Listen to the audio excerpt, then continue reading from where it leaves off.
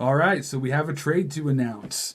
Evan Longoria, the third baseman for the Tampa Bay Rays, has been traded to the San Francisco Giants for Denard Span, top prospect Christian Arroyo, and a few other minor leaguers. This is a big deal.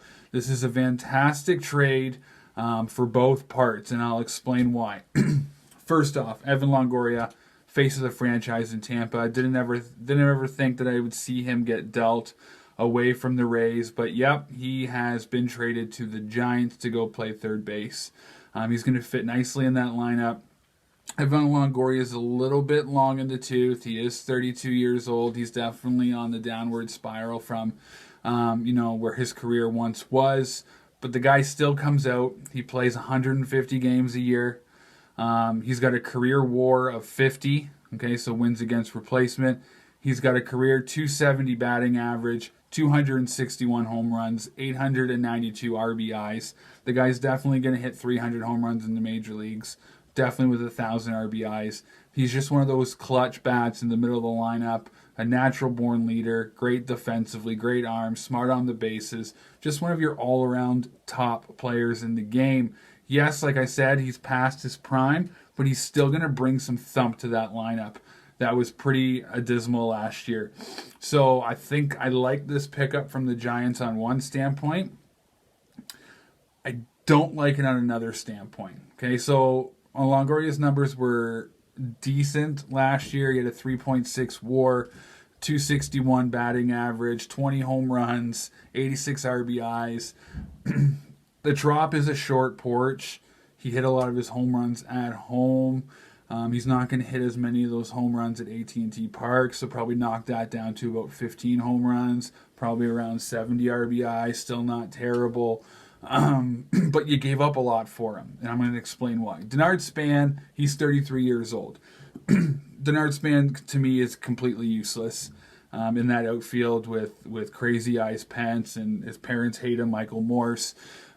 So getting rid of Span, who's 33, super long in the tooth, his numbers are definitely going down. He did bat 273 last year, 12 home runs, 43 RBIs, but he was making $13 million. Evan Longoria is making 12, extremely team-friendly deal, so you're actually saving $1 million there, and you're getting cash considerations back. So in that aspect, it's really good for the Giants. But you gave up one of your top prospects, if not your top prospect. Christian Arroyo, he's 22 years old. He's a natural-born shortstop. He can play third base. He can play second base.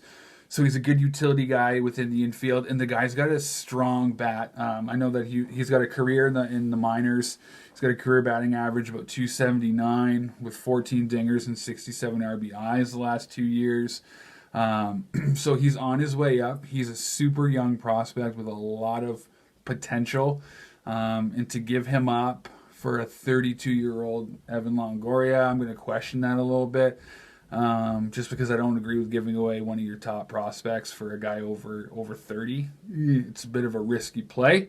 But ultimately, I think it's going to play well for both teams. Obviously, the Rays are in rebuild mode now. So I think that you're going to see the wheels start turning there. You're going to see Chris Archer get dealt, maybe. You're going to see Colomé get traded, maybe to the Cardinals. You're probably going to see Denard Span get flipped. I don't know if you're going to get much for him, but you're going to be able to get his payroll off, which is going to be really good. Hello, Emily. It's wonderful to see you.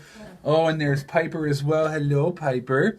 So it's going to be good for the Tampa Bay Devil Rays to start rebuilding, because the East is going to be far and away better than them with the Yankees and the Red Sox, so that's going to be interesting to see as well. So what does this have as a trickle-down effect? Well, I think it pretty much puts Mike Moustakas in the lap of the Cardinals.